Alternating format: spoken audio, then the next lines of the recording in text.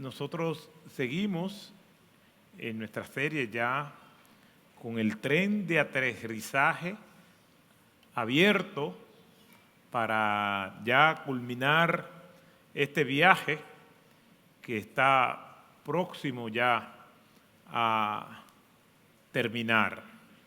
Los hábitos de los sabios, los hábitos de los íntegros. Hoy es la entrega número 16 y vamos a seguir hablando dentro de esta serie sobre el manejo de nuestras finanzas. Y los sabios manejan bien sus finanzas. Una de las características de una persona sabia es que hace un buen uso de los recursos materiales que Dios le da.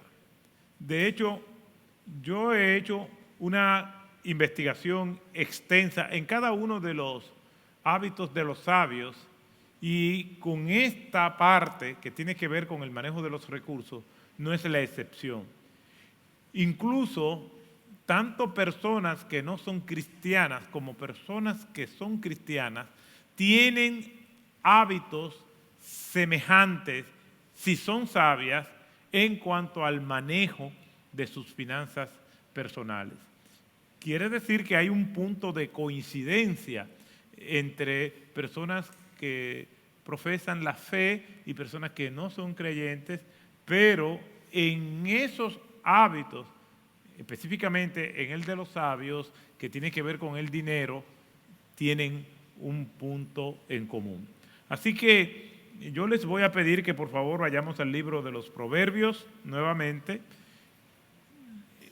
en el capítulo 3, versículos 9 y 10. Proverbios, capítulo 3, versículos 9 y 10. Y dice la palabra del Señor de la siguiente manera: honra al Señor con tus bienes y con las primicias de todos tus frutos. Entonces tus graneros se llenarán con abundancia y tus lagares rebosarán de mostos. Lagar es donde se almacena el vino, ya después que es pisoteado y va a haber abundancia de vino. Y para que podamos entender parte de lo que es el acento cultural de ese pasaje, una de los pilares, uno de los pilares de la economía hebrea en ese momento era precisamente la producción de vino. Vamos a orar al Señor. Gracias te damos, Padre, por la lectura de tu palabra.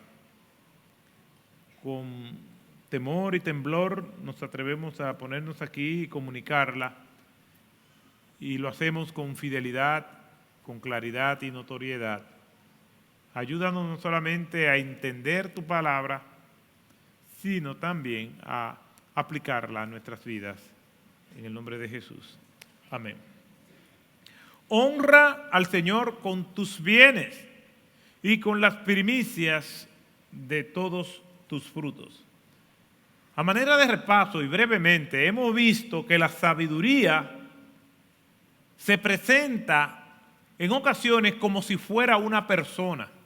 Así la narra quien es el autor del libro de los Proverbios, Salomón, o por lo menos la mayoría de los proverbios.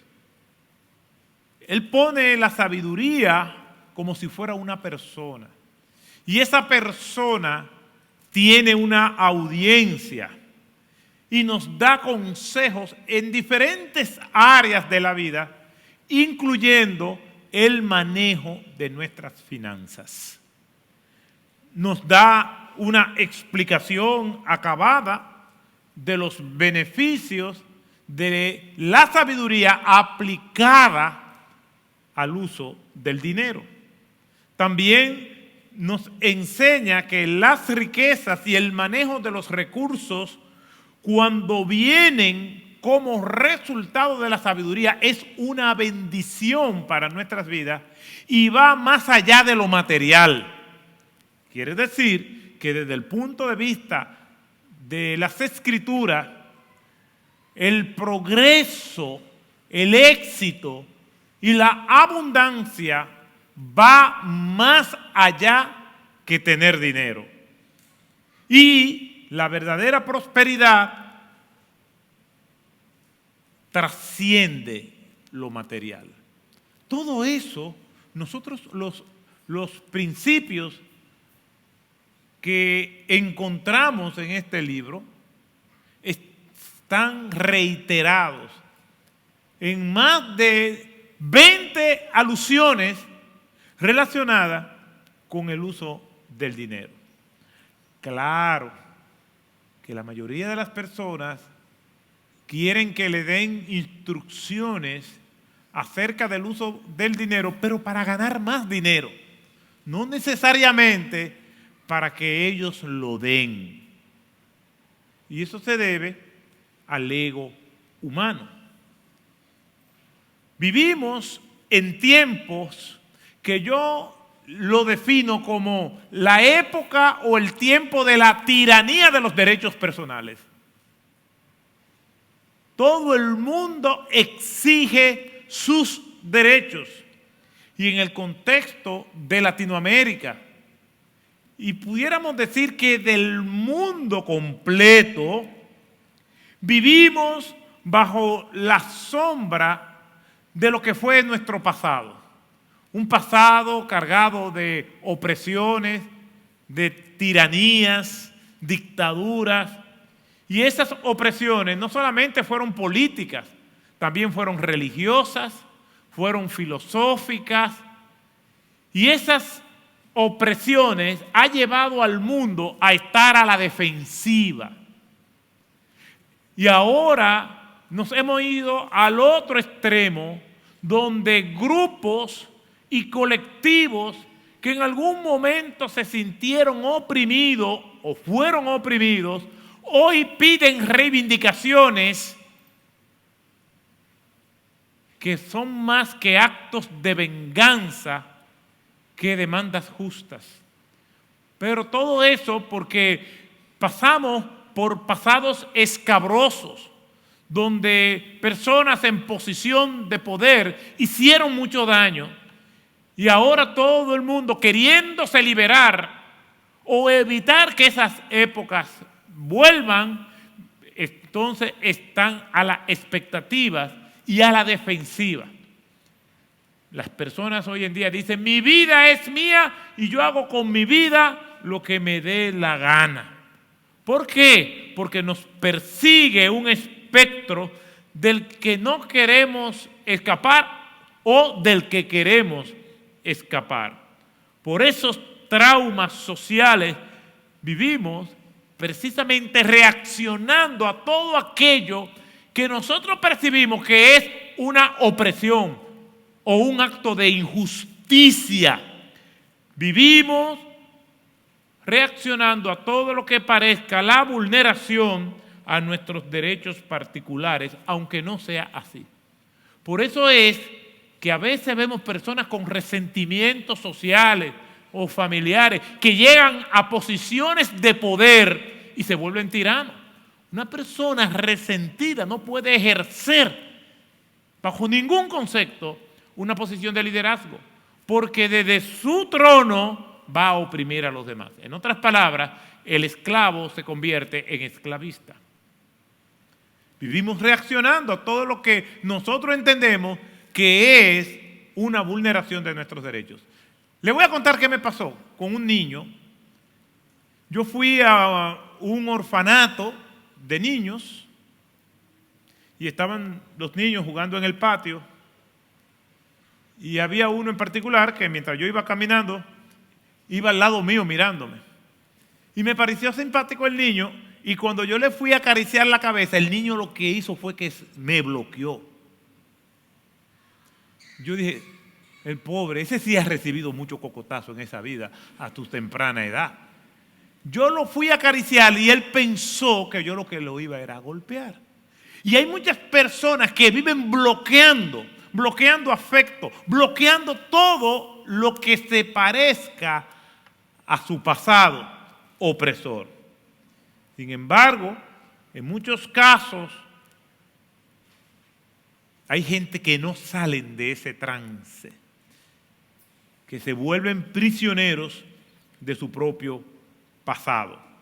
Son comunes las expresiones: yo tengo derecho, yo hago con mi vida lo que yo quiera. Y el uso del dinero no escapa a esa redada. Yo hago con mi dinero lo que yo quiera. Mi dinero que yo me gané con mi sudor de mi frente.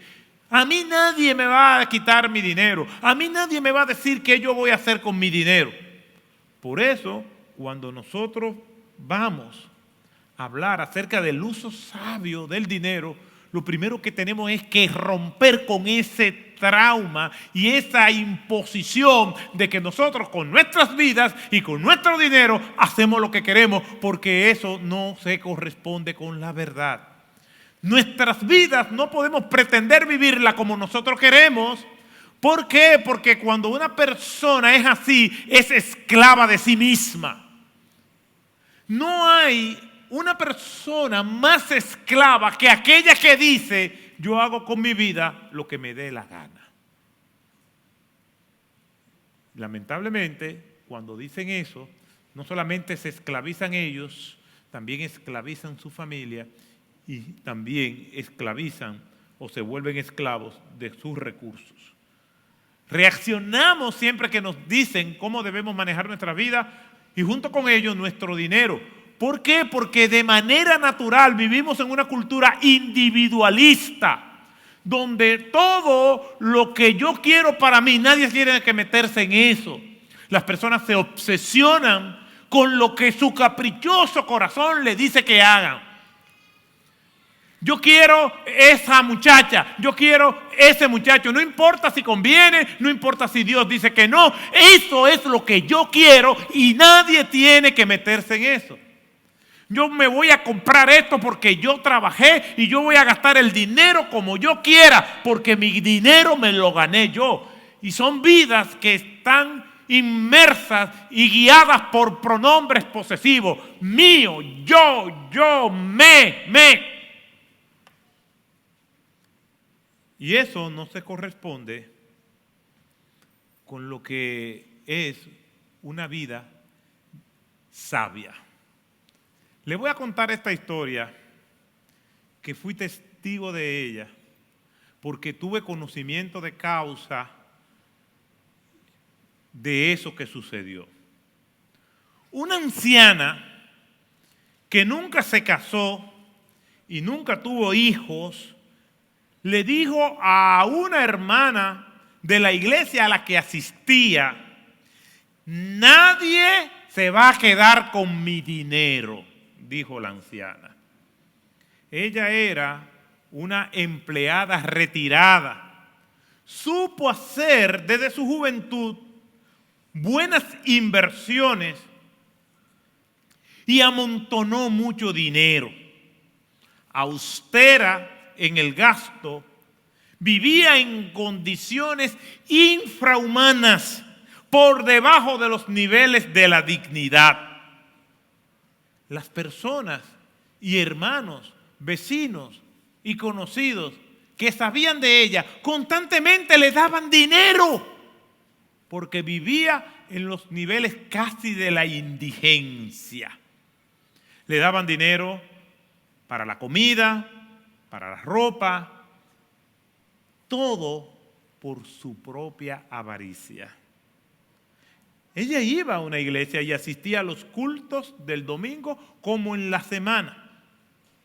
Y había una hermana muy cercana a ella y que la conocía muy bien y que con frecuencia le decía, debido a su avanzada edad, que organizara su vida e hiciera un testamento. Ya la anciana rondando casi los 90 años. Con el perdón de las hermanas que tienen esa misma edad. Dije ancianas. Sin embargo, ella se rehusaba rehuía a eso.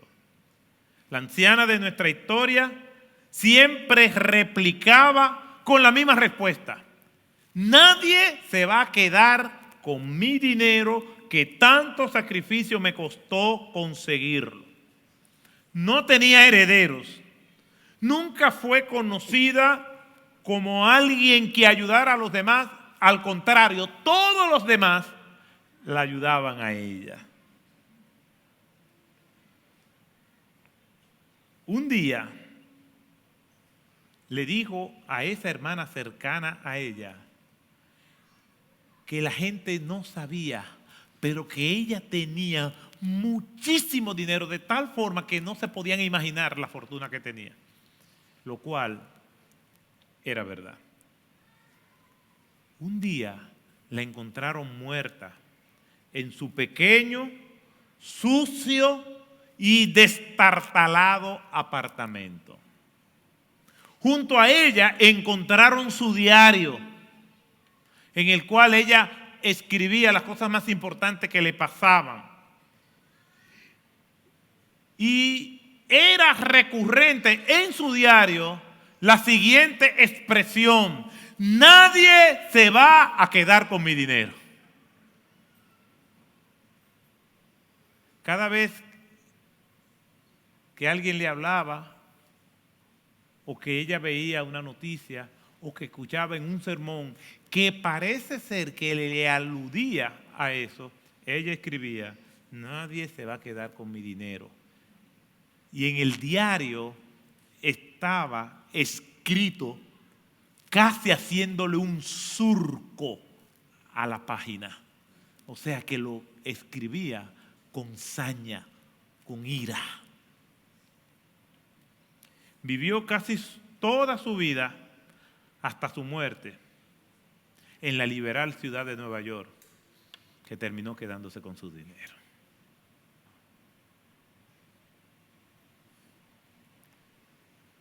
Iba a la iglesia todos los domingos, todos los cultos. No se perdía un solo programa en la iglesia. Pero nadie se iba a quedar con su dinero. En el libro Sexo y Dinero, los placeres que te dejan vacío y la gracia que satisface, de Paul Tripp, presenta 5 grandes peligros cuando sobreestimamos el dinero por encima de todas las cosas. En primer lugar, Paul Tripp dice: el dinero puede hacerte olvidar a Dios. Y eso sí es verdad. De hecho, tenemos la tendencia más de olvidar a Dios por el progreso y el éxito que por las calamidades. La mayoría de las personas, en medio de pruebas, en medio de calamidades, tiende a buscar a Dios. Decía el general Douglas MacArthur: en los momentos de apuro no hay ateos. Yo me recuerdo una persona que se decía atea, que me decía, cuando iba a comprar su casa: Pastor Otto, usted sabe, yo no creo en Dios, pero por si acaso órele a ver si me aprueban el préstamo. En momentos de necesidad, las personas tienen la tendencia a buscar de Dios. Pero en los momentos de prosperidad, de bonanza, tienden a olvidarse. El dinero, en primer lugar, puede hacerte olvidar a Dios. Número 2, el dinero puede cambiar la manera en que piensa de ti mismo.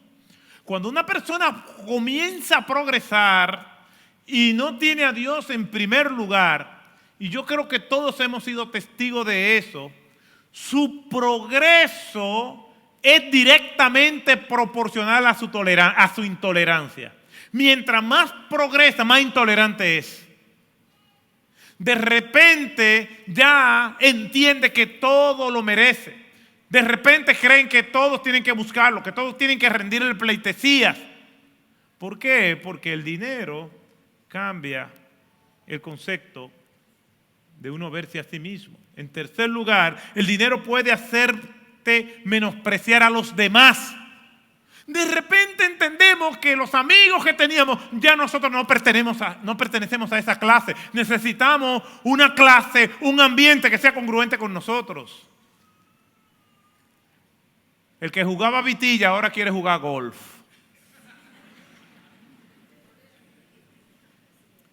El que jugaba básquetbol entiende que son los mismos amigos de siempre. Él necesita jugar golf para juntarse con las personas a las que él pertenece ahora.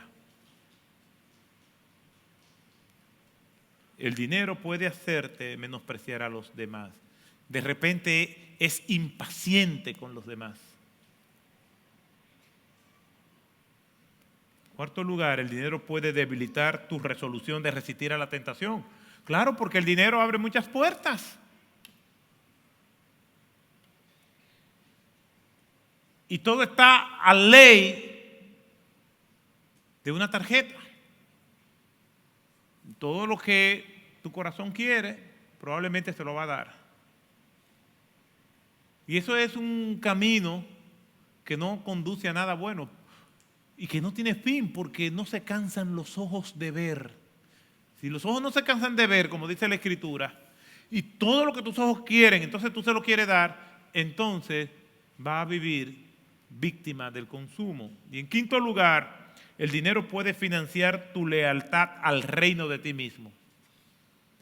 De repente tu único aliado eres tú para darle rienda suelta a todo lo que quieres.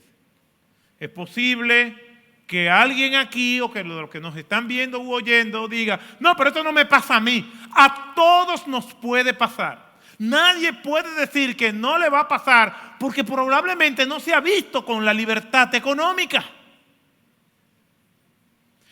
De hecho, el tener mucho dinero va a decir más de nuestro carácter que el no tenerlo. Nadie puede decir, no me puede pasar. Es posible que una persona cristiana y joven no le dé mucha importancia al tema del dinero y lo despilfarra. Porque el joven cree que tiene mucho tiempo y no tiene la madurez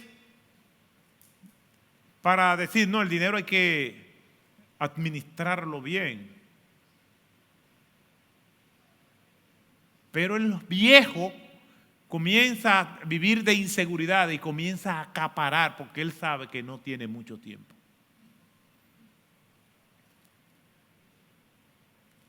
Por algo en la Biblia encontramos más de 2.300 versículos que hablan acerca del manejo del dinero, las riquezas y el patrimonio. Por algo es, por el gran peligro que representa no darle un uso correcto. Leemos nuevamente la primera parte de nuestro texto de Proverbios 3, el versículo 9. Honra al Señor con tus bienes y con las primicias de todos tus frutos. En este pasaje, que es uno de los tantos que se alude en el libro de los Proverbios acerca del manejo de nuestros recursos, y como en otros pasaje de las Escrituras, aquí se ve una exhortación para que honremos al Señor con nuestras finanzas. ¿Cuál es el primer paso para darle un uso sabio y correcto al dinero? Es honrar a Dios. En una ocasión le preguntaron al Señor, ¿cuál es el primer y grande mandamiento?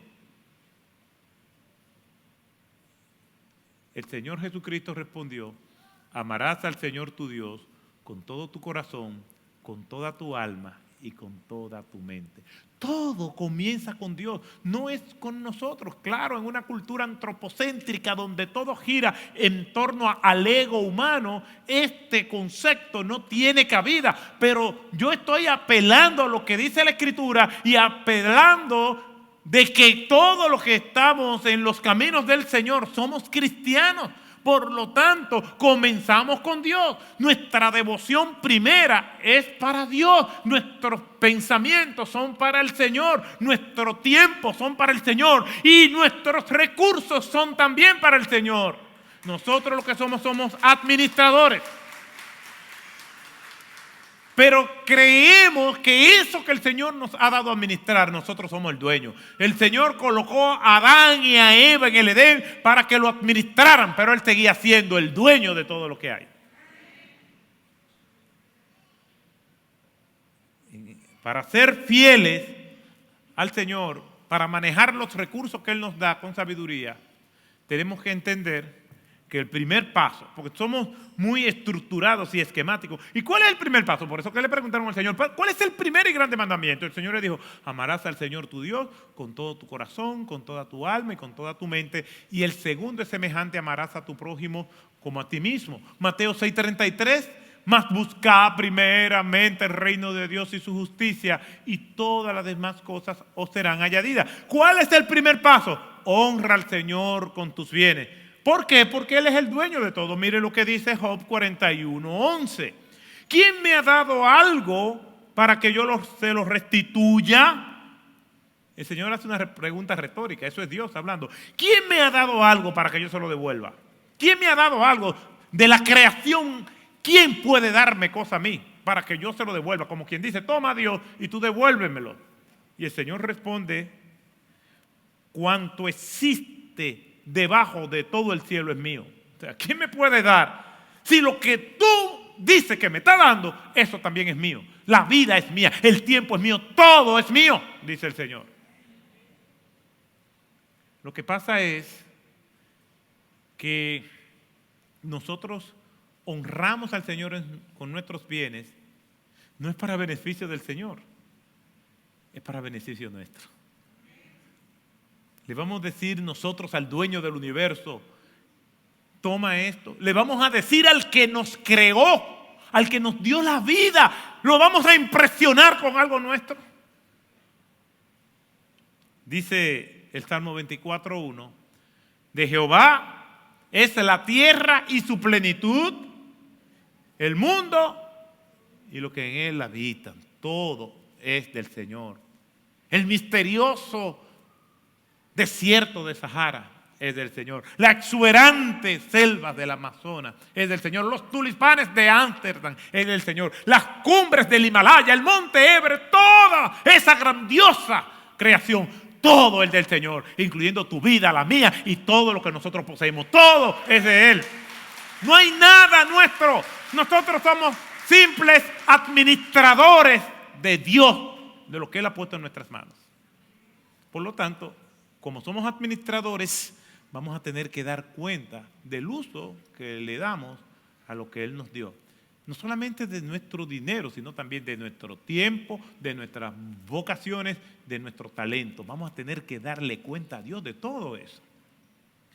Mientras no aceptemos que Dios es el dueño, y aunque tengamos en nuestras manos muchos o pocos recursos, el título de propiedad lo mantiene el Señor a su nombre. Nosotros somos administradores, no dueños. Aunque somos administradores, lamentablemente, nos creemos dueños. Imagínese usted que una persona le diga, ¿para dónde vas? O que tú le pidas a una persona que te lleve a algún lugar. Y que después haya una tensión entre usted y la persona, porque la persona que le está llevando, usted le quiere quitar su vehículo porque usted quiere manejar. Y eso es lo que ha tratado de hacer el ser humano. El Señor le ha dado su gracia y misericordia, lo ha colmado de bienes, lo ha colmado de muchísimas bendiciones, y Él le quiere arrebatar el título de propiedad al Señor. Le quiere robar la gloria a Dios. Algo que el hombre ha intentado hacer, y es algo que Dios nunca nos va a dar, porque de Él es la gloria por los siglos de los siglos. Y Él no comparte su gloria con nadie. Pero todo eso es porque nosotros nos creemos dueños de lo que el Señor nos ha dado. Pero lo nos ha dado es de forma prestada para que nosotros lo administremos. Nos creemos dueños de todo, del dinero, del tiempo, de nuestras vidas, y nos creemos incluso dueños de la vida de otros. Quienes promueven el aborto entienden que pueden hacer con la vida de otros lo que quieran. El problema con la discusión sobre el tema del aborto tiene varios aspectos que tienen que ver con la manipulación de los medios de comunicación, organizaciones pagadas para hacer lobbies en los parlamentos, ponen ejemplos de casos extremos y una serie de ingredientes. Pero hay dos aspectos que yo quiero llamar la atención en particular y después lo voy a conectar con el manejo de los recursos que Dios nos da. El primero es que quienes promueven el aborto no quieren y se resisten a responder la siguiente pregunta: ¿dónde comienza la vida? ¿Dónde comienza la vida? Y no estamos hablando, porque la Biblia lo dice, con lo cual es suficiente, pero te bloquean la Biblia y te dicen que el aborto no es un tema religioso, sino un tema social. La vida comienza con la unión de un esperma y un óvulo. Se unen.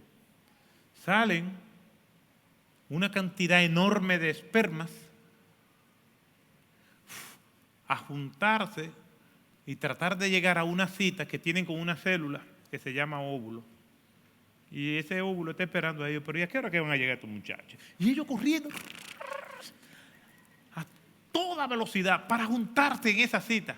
Y ahí en esa unión, en ese matrimonio celular, da origen a la vida. Y ahí comienza ese proceso.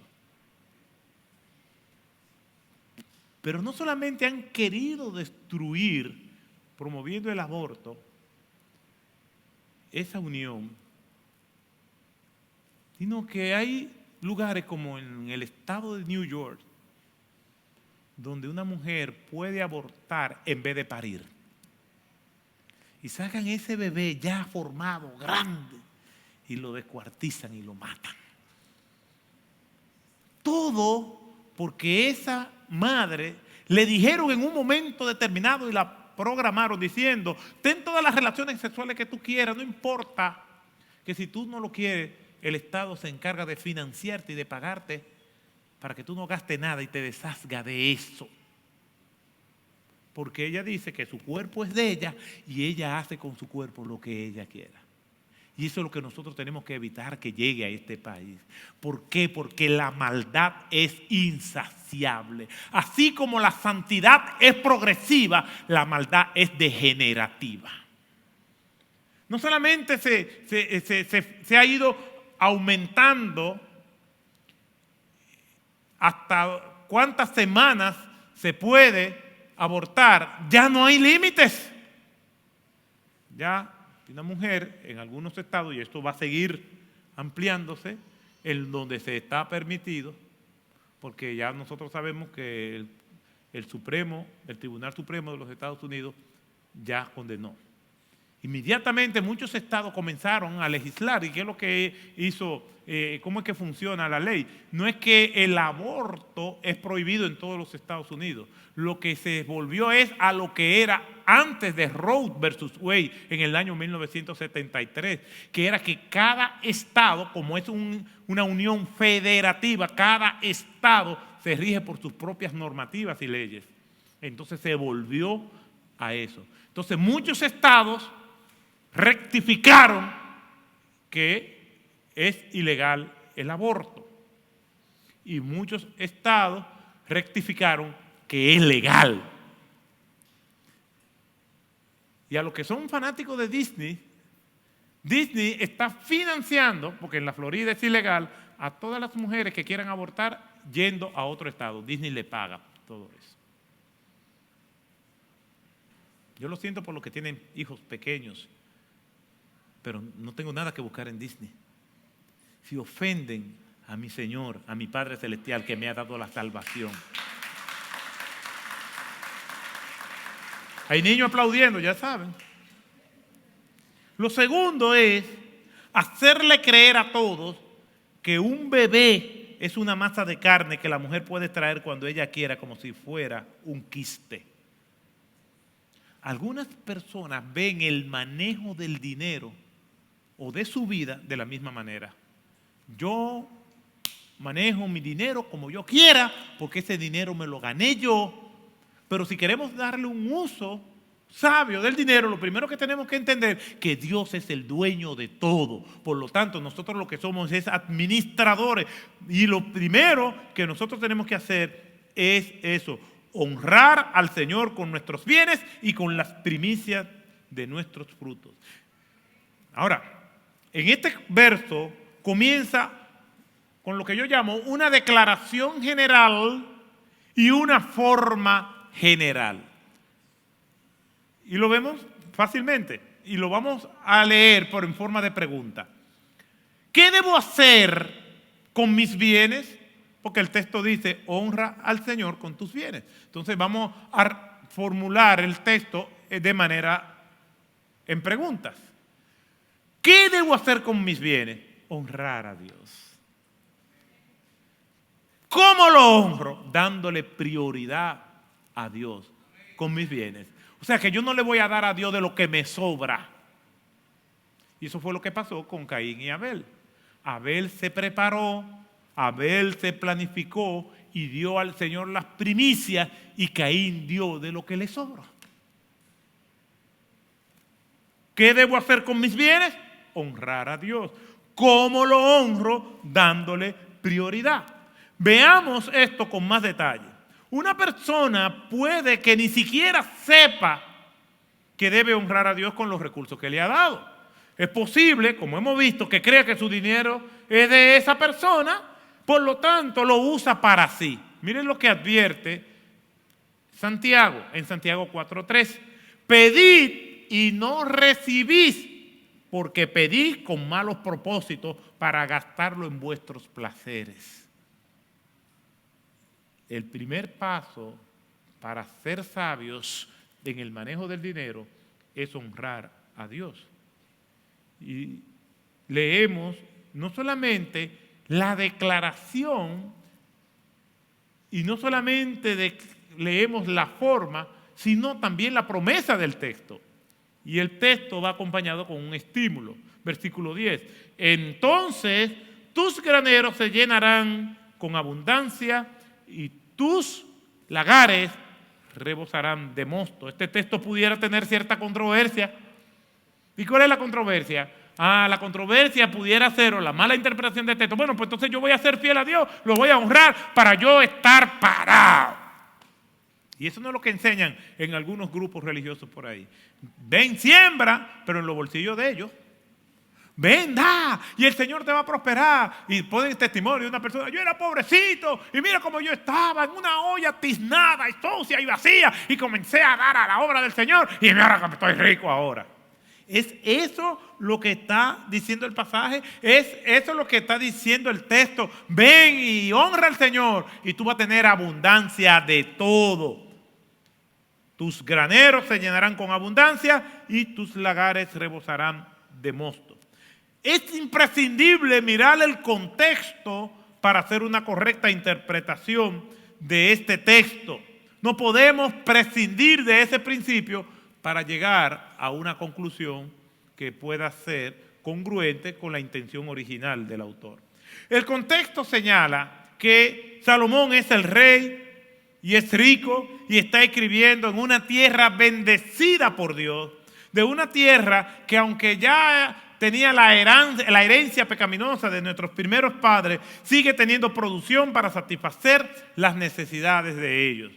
El mismo Salomón es un ejemplo del cumplimiento de esa promesa. Sin embargo, debemos entender que muchas de las promesas del Señor están condicionadas y subyacen a principios que nosotros primero tenemos que honrar.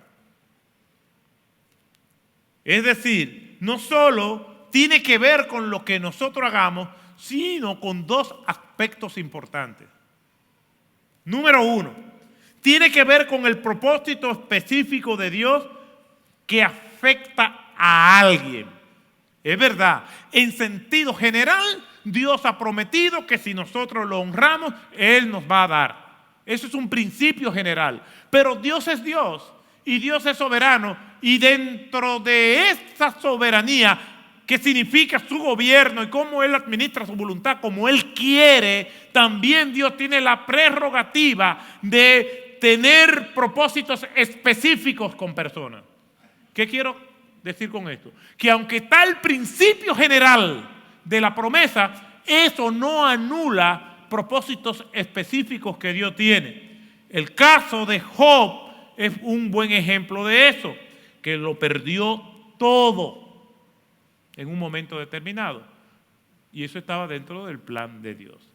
Lo segundo que tiene que ver es que hay elementos extraordinarios que subyacen a la soberanía de Dios que nos afectan a todos. El principio particular es que aunque Dios nos da la promesa, es posible que Dios nos mande pruebas a una persona.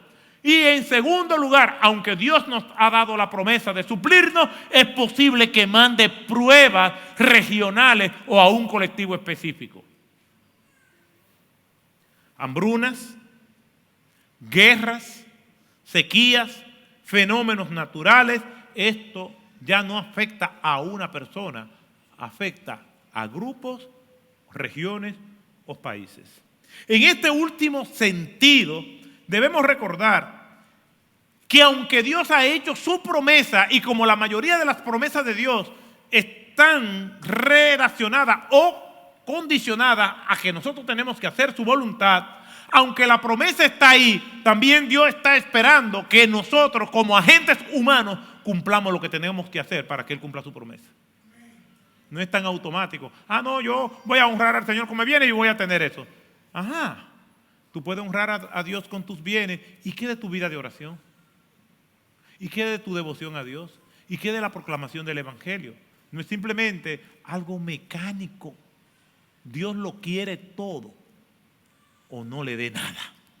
Así es Dios. Por eso dice más buscar primeramente el reino de Dios y su justicia.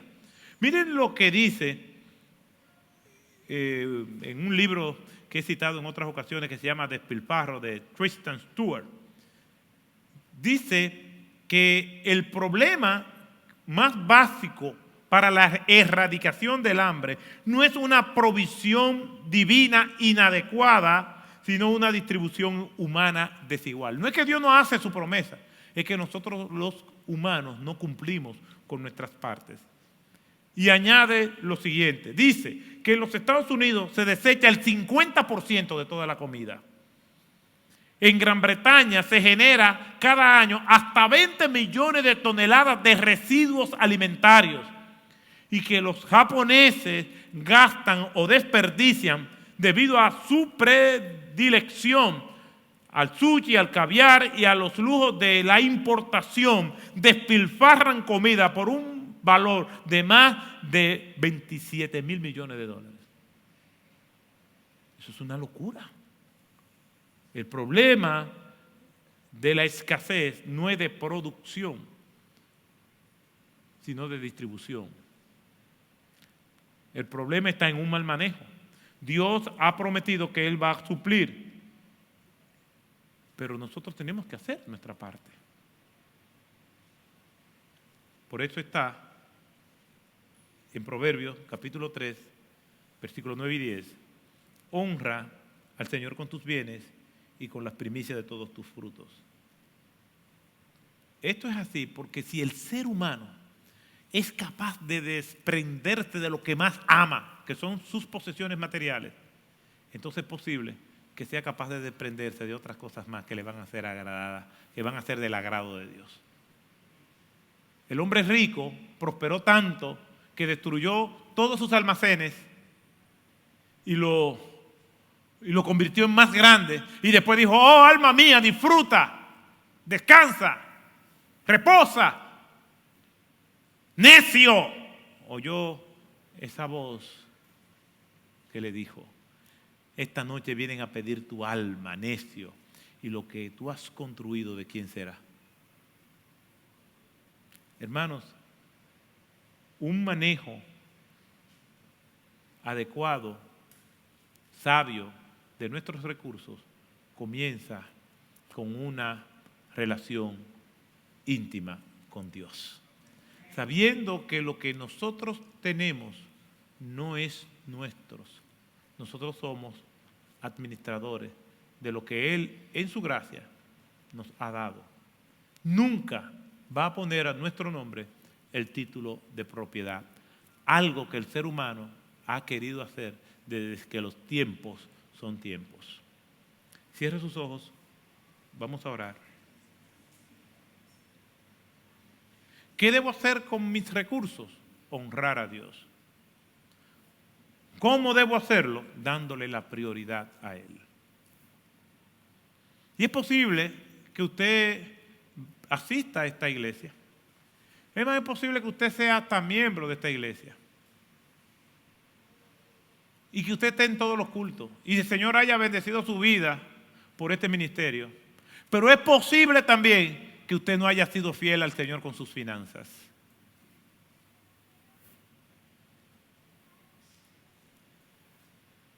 A quien está en esa condición, yo le voy a decir que Dios no lo necesita.